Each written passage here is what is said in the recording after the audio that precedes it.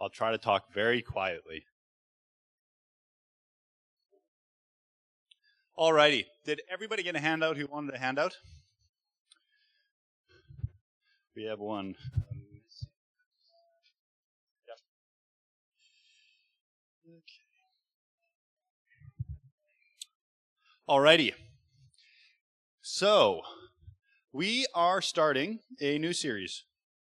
And it's going to be a banger of a series. It is going to be 3 parts. Just 3 simple lessons. Are you guys ready for this? 3 simple lessons. And we're going to talk about church and state. We're going to talk about pacifism. And we're going to talk about just war. Just war. Is there such a thing as just war, do you think? A just war. A just war. There's no situation ever to have a just war. Oh, we'll discuss that. So I had a little smiley face after I said 3 simple lessons on these things, because if anybody knows anything about these topics, they are quite big, and me and Jordan have decided to do big topics in small amounts of time, and this is another one of those. You might be asking, how does this series fit into what we just did? So what did we just do? We just talked about the image of God. Yes, we did. What were some of the topics of the image of God? Body and soul. Any other topics that we talked about in that series? Abortion, maid. And so the question you might be having is, how does a series on church and state, on pacifism, and just war relate to what we just talked about? Do you think it relates? Do you think there's a through line? I think so. And why I think so is because in the image of God, we talked about kind of this duality of who we were, how God has called us out, how we are kind of made in God's image. We are holy, and therefore we are set apart. But yet, we're still living in this world. And so we wrestled with how we take this image of God and we interact with the world. And this is just another step in this journey where we're going to look at, okay, now as humans on this earth, in this body, in this world, in this country, how do we interact as a Christian to the world? So I think this really does align with our series, with the apologetics we've done, with the Image of God series that we've done. I think this actually naturally leads into church and state and all the fun topics that we're going to get to here. So I am going to pray, and then we're going to get going. Heavenly Father, I ask that you are with us, that you speak to us, and that you would pull us deeper in our faith as we wrestle through this idea of church and state. Amen. So what we are going to do, we're going to do 3 things. I'm going to do a fly overview of church history. Because guess what we did last year? Church history. So hopefully some of you guys remember. But I wanted to do a little bit of a fly overview to understand where this idea of church and state, how they've interconnected before. And then we're going to talk a little bit about what is the church. And then we're probably going to spend the majority of the time looking at what is the state or what is the government. So when I'm going to be talking about church and state, I'm actually going to be using the word state and government interchangeably, even though technically, if you want to get really philosophical, those are 2 different things. Someone like Dietrich Bonhoeffer would have an issue with that, but I think with us in this context, I don't think it matters, because we probably think of them very similarly. So state and church are going to be one and the same, or state and government is going to be one and the same for me. Okay, so take your handout and flip it over to the back. Does this look familiar to anyone? Somebody who was here last year? We went over church history last year. And we have 1, 2, 3, 4, 5 dates. And do you guys remember, ready for your long-term memory? To get engaged? Here we go. What happened at these 5 events? So 33 AD, what's significant about that date in history? Jesus' death and resurrection. Okay, what happened in 325 AD? Yes, the Council of Nicaea. That was solid. What happened in 800 AD? We just imagine the slides that Jordan had on there. There was this thing that he had, and it goes on someone's head, and what happened? Sorry?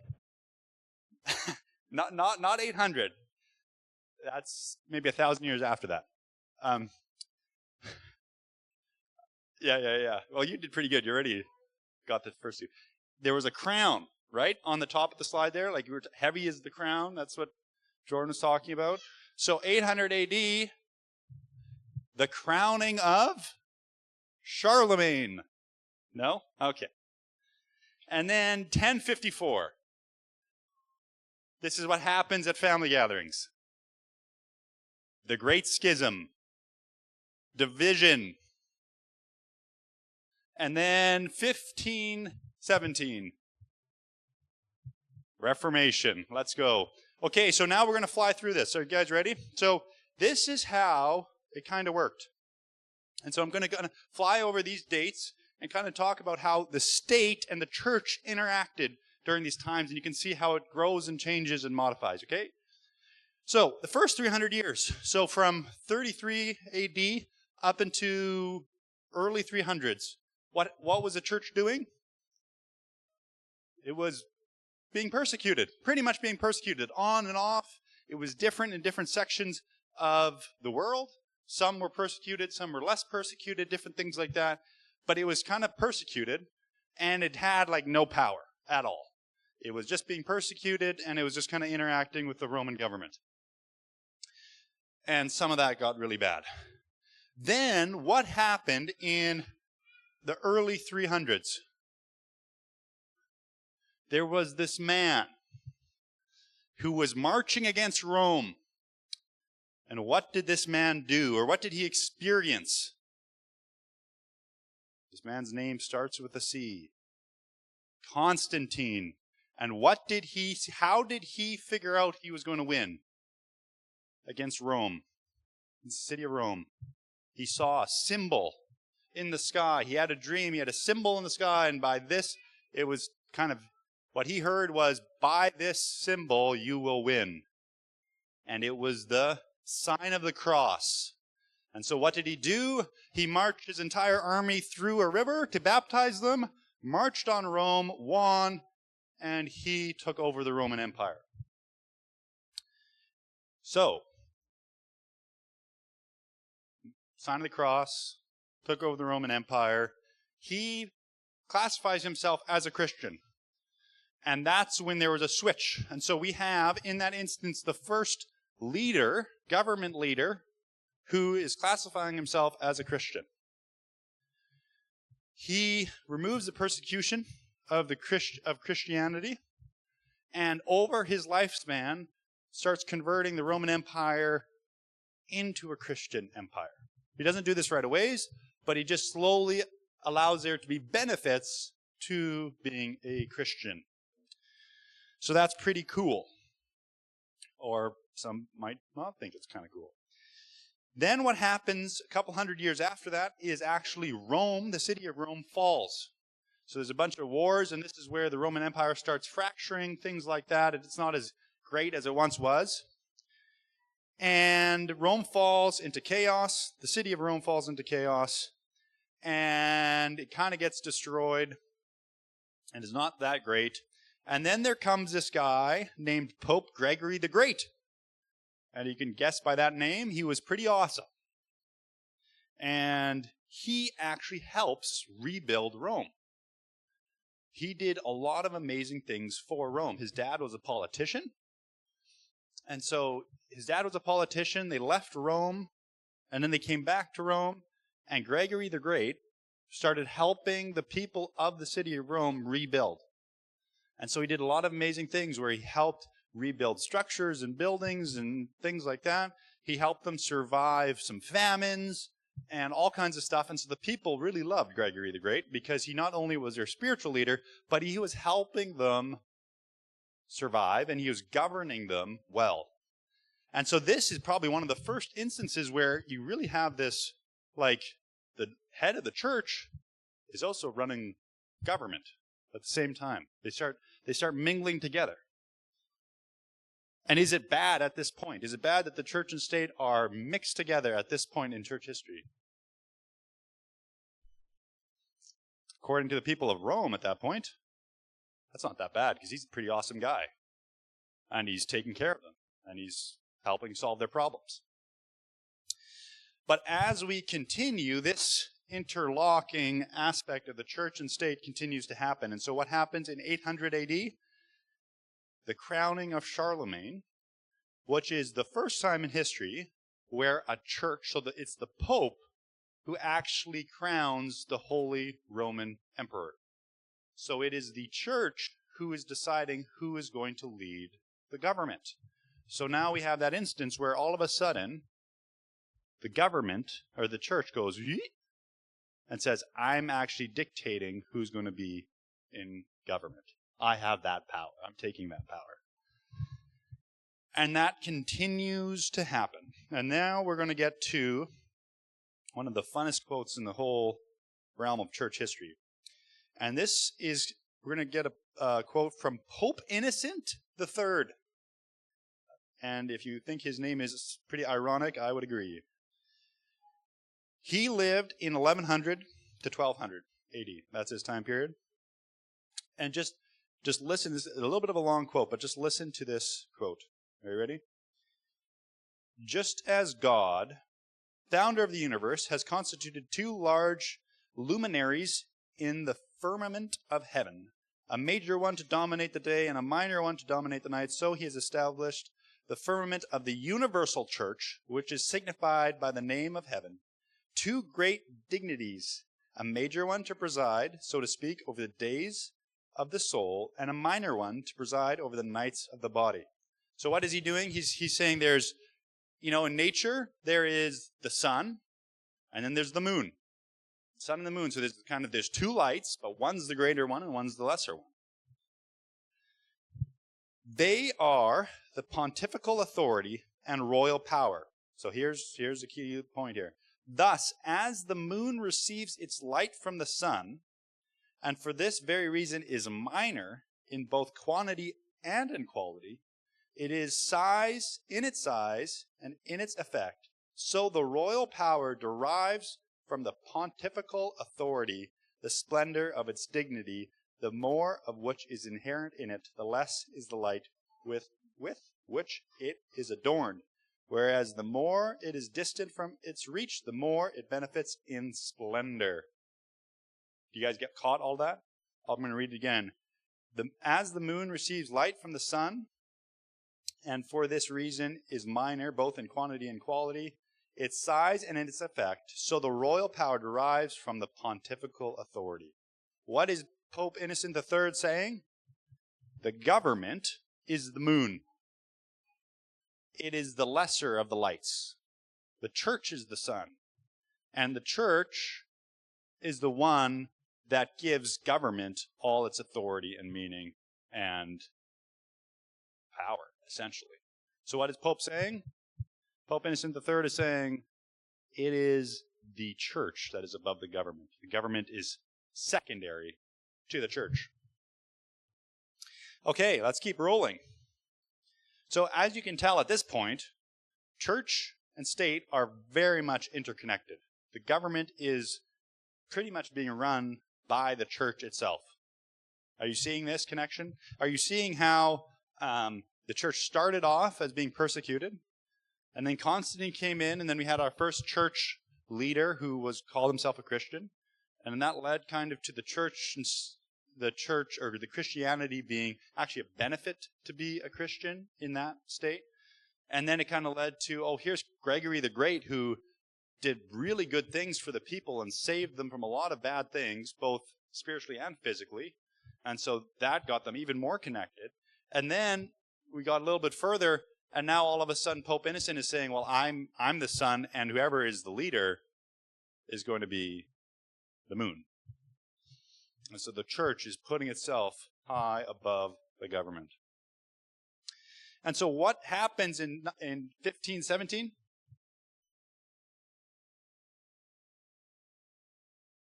Reformation. It wasn't a trick question.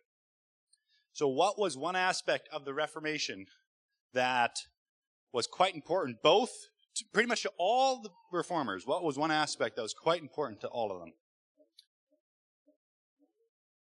The separation of church and state. Yep. Often you get this division in the Reformation of magisterial reformers and radical reformers. That's how they often divide those range of reformers. The reality is all of those guys wanted to separate church and state. Some more than others, but all of them were saying this connection, this interlocking of the church and the state, this authority that the church has over government isn't right, and we need to pull it apart, and we need to separate it. So that was one aspect of many in the Reformation that caused this division, that caused this, as the Catholic Church likes to say, this revolt, I guess you could say.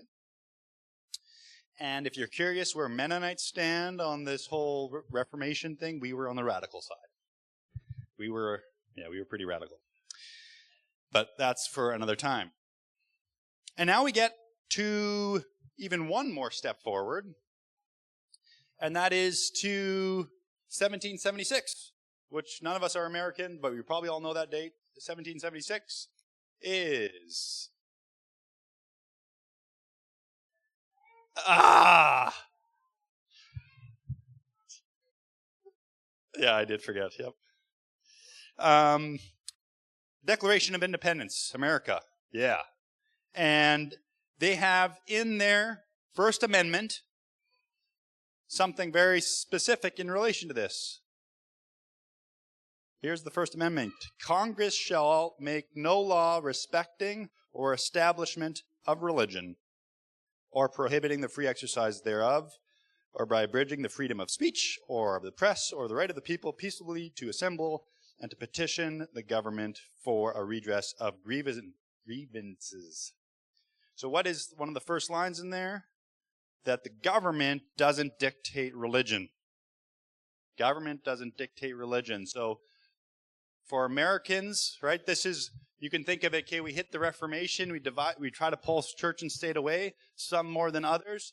Those in the UK and in Europe didn't pull away too hard. They were kind of Anglicans. And then there was a group in the Anglican church that said, I'm going to the promised land, which is America, and we're going to separate even more, and that leads to our American, United States of America Declaration of Independence. And they're again saying this separation of church and state. This is very important. Did you follow all that? Did you see this kind of like we were persecuted? Then there was this gradual combination of church and state, and it got really bad, and then there was the Reformation, which kind of pulled it apart, and there was, ever since then, there's been always kind of this fight to pull church and state apart and how much they should interact. Makes sense? Yes? No? Maybe so? I know it's church history. For some of us, or for me, it's fun to talk about. For some of you, maybe it's not so fun to listen. Okay.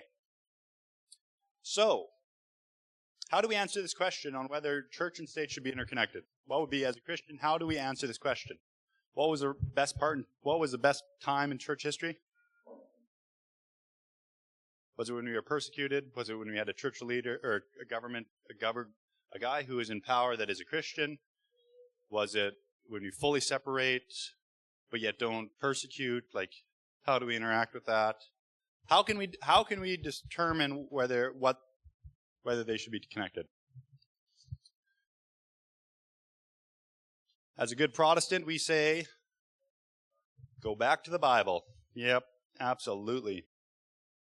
And so, what is the church? So we're going to go back to the Bible. We're going to define the church, and we're going to define the state. And in those definitions, you will see whether they interconnect or not. Yeah? So,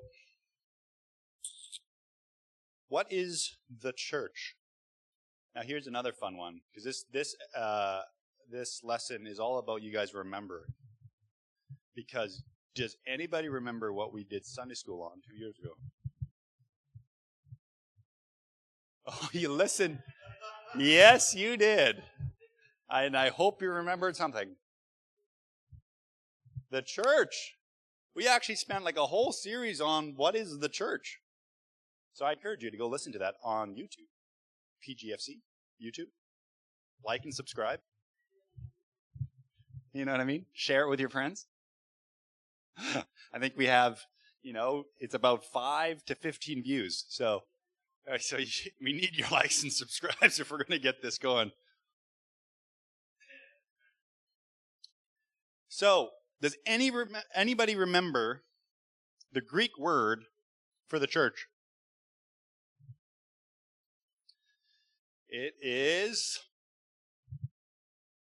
ecclesia. Yes, Carl. Ho, ho, ho. Someone was listening. Oh, Lauren said it too? Okay, well, way to go. Both of you guys. You guys were both here and you both remember. That's awesome. And what does it mean?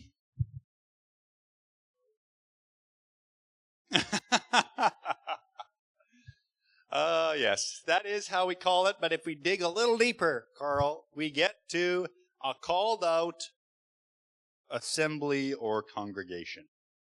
That is what the church is. Ecclesia, a called out assembly or congregation. What does that mean? What can we learn from this? We can learn, if you're called out, that must mean that you were somewhere before. And now you're somewhere else. So this is a calling out of your sinfulness, your brokenness, the world, and you're called into the church. What is the purpose of the church? I think you could argue there's 3 main aspects of the purpose of the church. And we're not going to read these verses. I encourage you, if you want to dig deeper. I actually do encourage you, if you do want to dig deeper into what the church is, that whole series is online, and you can listen to that. So I'm not going to restate a bunch of it here because I have more things to get to. But what is the purpose of the church? It is to worship God, to nurture believers, and to evangelize. Minister to God, minister to believers, minister to the world. That is our purpose.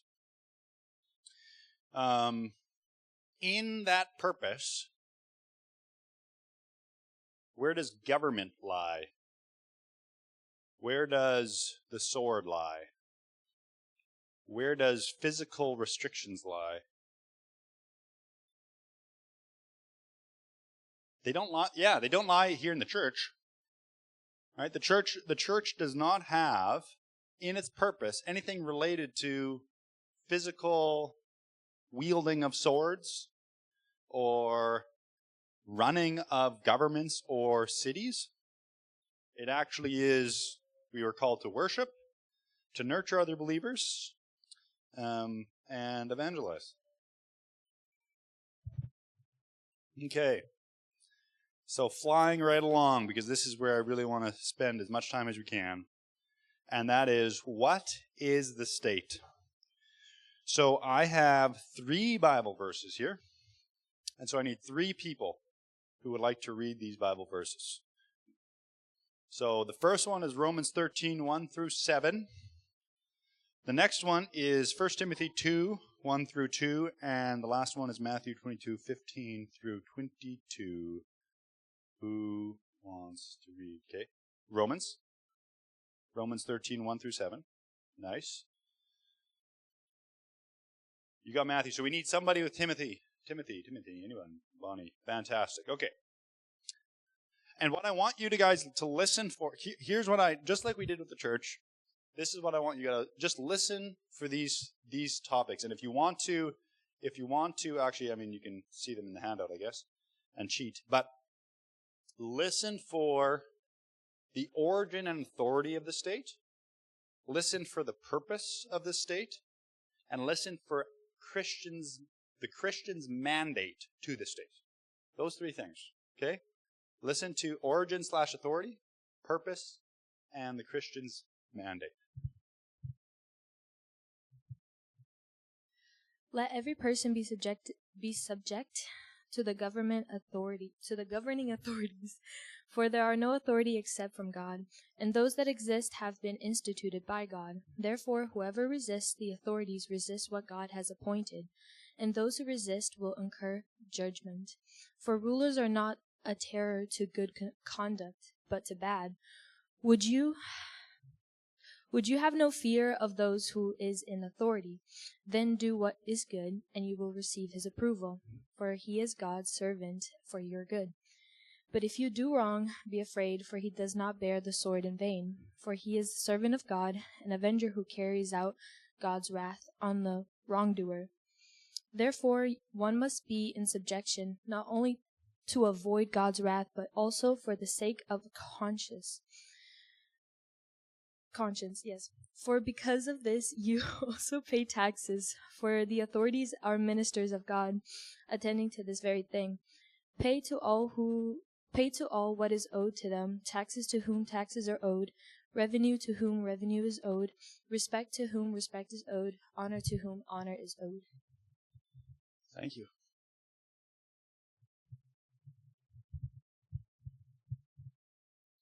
I urge, then, first of all, that petitions, prayers, intercession, and thanksgiving be made for all people, for kings and for all those in authority, that we may live peaceful and quiet lives in all godliness and holiness. Thank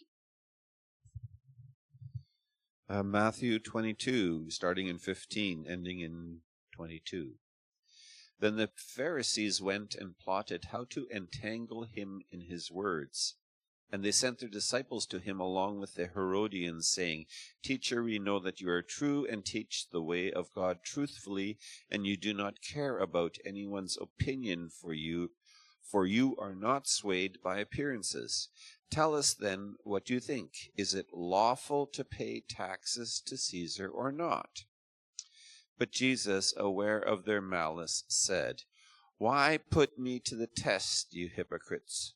Show me the coin for the tax. And they brought him a denarius. And Jesus said to them, Whose likeness and inscription is this? They said, Caesar's. Then he said to them, Therefore, render to Caesar the things that are Caesar's, and to God the things that are God's. When they heard it, they marveled, and they left him and went away.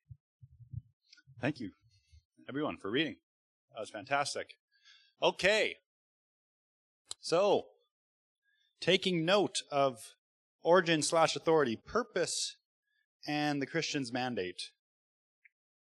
What did we learn from these three sections of Scripture about the origin and authority of government? Does the authority of the government come from the church? Like Pope Innocent III said. No, it comes from God. God is the origin of the government's authority. No? So what I'm saying right now is that Mr. Carney in Canada, his authority comes from God. I'm saying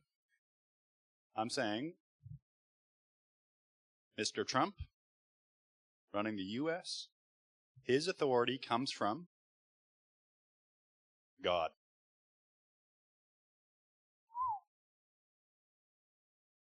Okay, what else can we learn about origin and authority? Carl.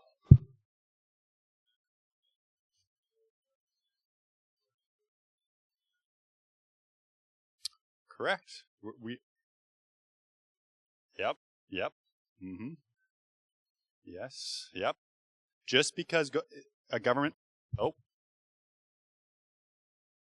Daniel!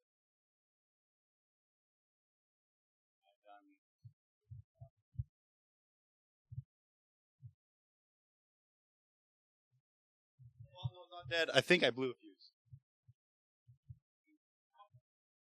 Is the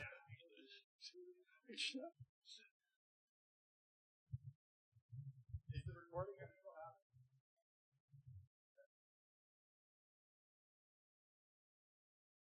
Well, I guess you guys are all going to have to stay. Hello? We're back. You guys are all going to have to stay another 15 minutes. Yes. Yep. So, even though God's given the authority to the government, doesn't mean that the government is doing their job well. Yep, absolutely. What can we say more about the government? Here's another thing I would say. The government is a divine institution. The government is a divine institution.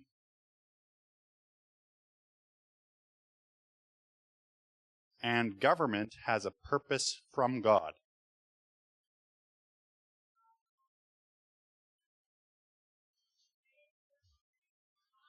Yep. Mm-hmm.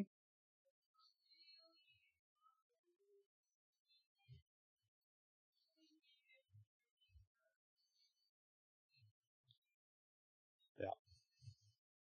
So here's where there is... Where it gets tough with the Old Testament, with Israel, is that they are both God's chosen people and they are a nation at the same time. We, as a church, what are we? We're not a nation, but yet we are God's chosen people. And so this is where some of that gets tough. And I'm not going to... Because as God's people, guess who leads? God. We shouldn't want a king to rule the church.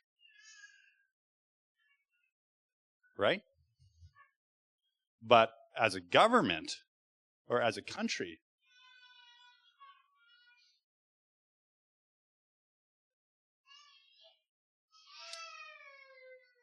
so what does verse 1 and 2 of Romans 13 say? Let every person be subject to the governing authorities, for there is no authority except from God, and those that exist have been instituted by God.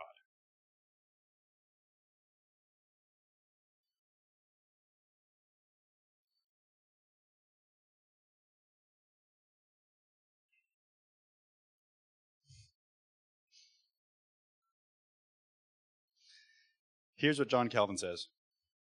It has not come about by human perversity that the authority over all things on earth is in the hands of kings and other rulers, but by divine providence and holy ordinances.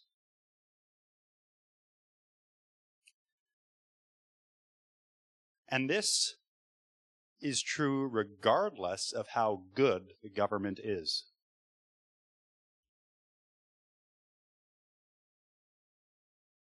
Paul wrote this when who was the government when Paul wrote this?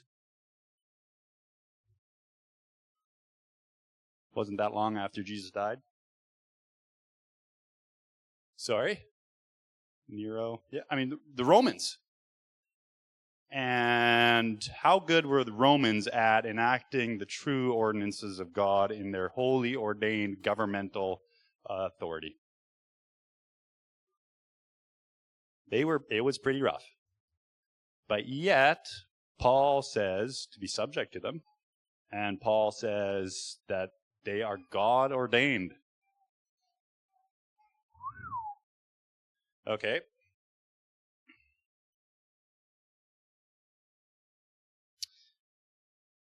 So here's a few quotes from Mr. Dietrich Bonhoeffer, which I find powerful, considering he also interacted with a government that one could say wasn't enacting their duty very well. Mr. Nazi Germany. Okay, here's Dietrich talking about Romans 13. Government is given to us not as an idea or a task to be fulfilled, but as a reality and as something which is. It is, in its being, that it is a divine office. And then one more from him. Like all existing things, government too stands in a certain sense beyond good and evil. That is to say, it possesses only an office, but also a historical existence. An ethical failure does not deprive it of its divine dignity. An ethical failure does not deprive it of its divine dignity. Here's a question. So, the stats on marriage right now, something like 50% or over get divorced. The amount of adultery and waywardness and all those things in this fallen world is extreme. I think we could all agree with that. But yet, we're still saying that marriage is a divine institution. So we would say that even though you might fail, I might fail in instituting the institute of marriage correctly, that doesn't mean that marriage now is not a divine institution. And so here, I think there's a fairly powerful argument to say here, especially in Romans 13, Paul is saying the government is a divine institution, even if the government does what they're supposed to do very poorly. There's still a divine aspect of it. Government wasn't a man-made thing. It wasn't a thing that was made because we just kind of thought of it. It was made because, seems to be, God instituted it. So this leads us into our next one, because we have 8 minutes left, and I'm easily going to get through this all.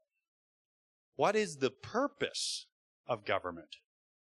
So we looked at where their authority comes from and their origin. What is the purpose? Anybody? Besides Monroe?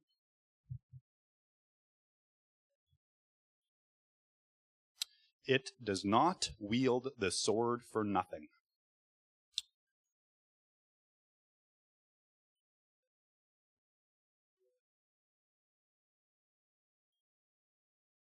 Rule number 1 is to protect its people. It's law. Here's a fun fact. I was listening to a history podcast this week, or the week before, talking about the origins of a sword. And did you know that the sword, as a physical object, was the first weapon exclusively designed to enact harm on human beings only? Every other weapon prior to that had multiple purposes. So for hunting or for this or for that. And then it would be used in military uses against other humans. But the sword had no hunting or any other prior use for it. It was designed purely for enacting harm on other human beings. And so I think this is really cool. So when Paul says the government wields the sword, what does that mean? Government has the power to harm us. Right? Like it's not saying, oh, the government has the power to wield a spear, which could, they could, kill animals, I guess. They have the power to farm. But it's the sword. Okay, let's get a few other key words in here. What other key words were used in these passages on the purpose of the government?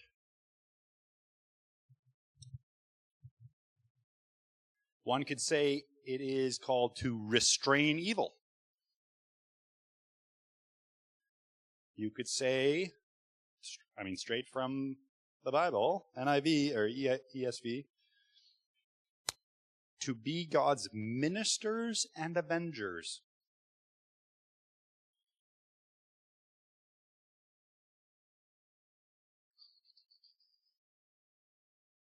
Here's another quote from Mr. Dietrich Bonhoeffer. The mission of the government consists in serving the dominion of Christ on earth by the exercise of worldly power, of the sword, and of justice. Government serves Christ by establishing and maintaining an outward justice by means of the sword, which is given to it, and it alone, in the deputyship of God. Let me read that again. The mission of government consists in serving the dominion of Christ on earth by exercise of the worldly power of the sword and of justice. Government serves Christ by establishing and maintaining an outward justice by means of the sword, which is given to it, and it alone, in deputyship for God.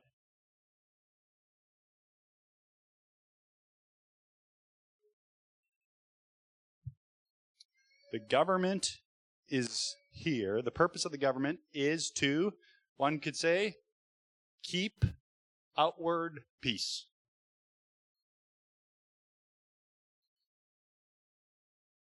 That's the purpose of the government.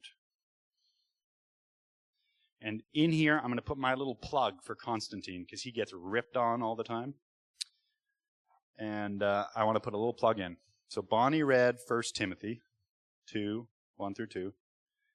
And what were we called to do as Christians in that? We were called to pray for our government, for what would happen. What would happen to our government?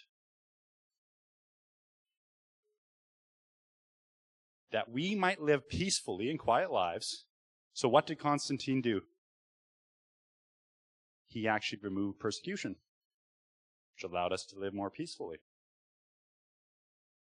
And there's another thing in that verse that we're called to do. And that is, a ramification of what we're called to do. We're actually called to pray for our leaders that they may believe. And I don't know Constantine's heart. No one actually does, because he was a very good political leader, and really good political leaders have a tendency to be vague more than they are clear. But he claims to be a Christian.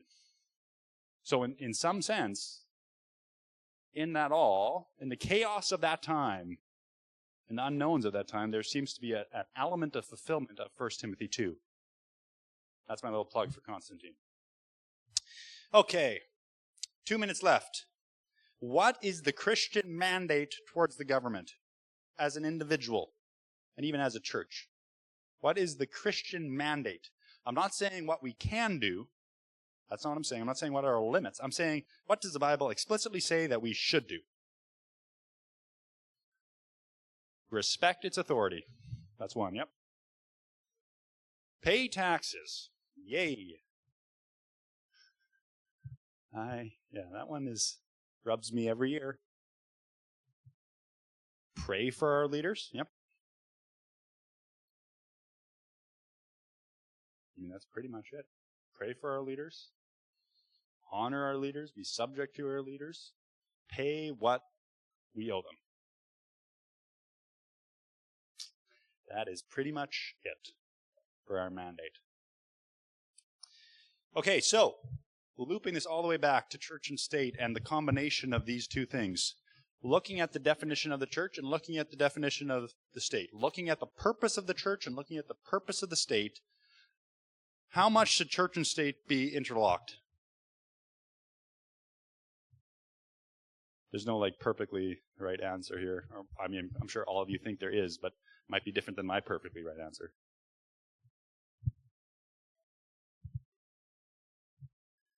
In an ideal world, they should be the same. And when are they going to be the same? When Jesus comes back.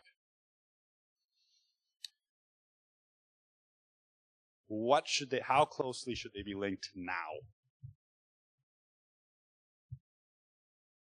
I would argue there should be separation between the church and the state. The purposes are very different.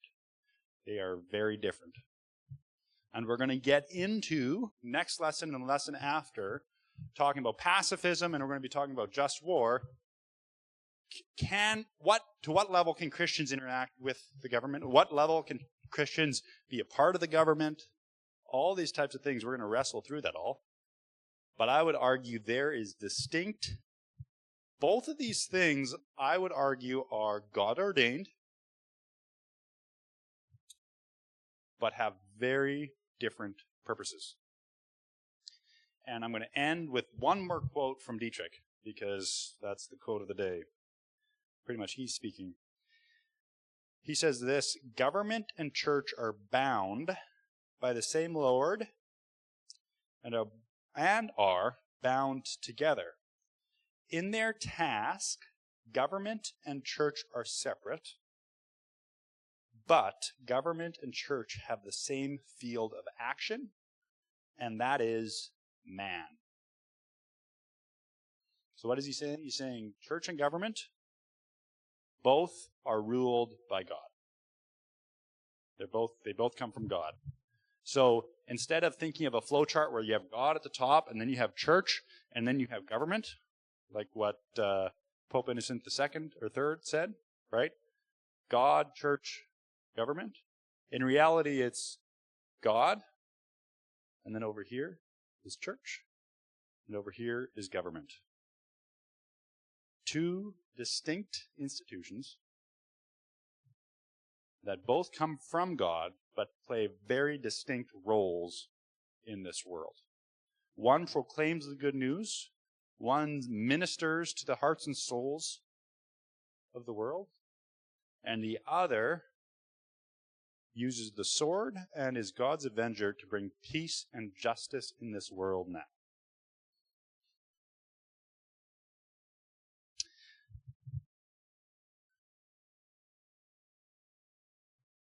I'm going to pray, and then we will let you go. Heavenly Father,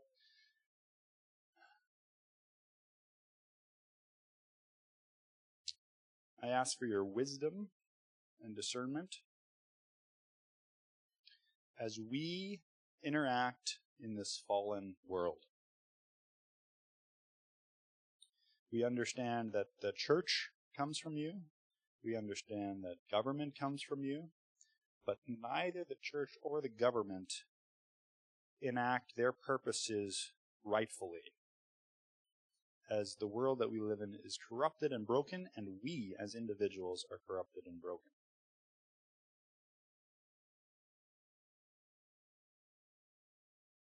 Mold us, shape our hearts, show us how to live like you in the way that we interact with fellow believers, the way we interact with the church, the way we interact with our government and church leaders, or our government leaders.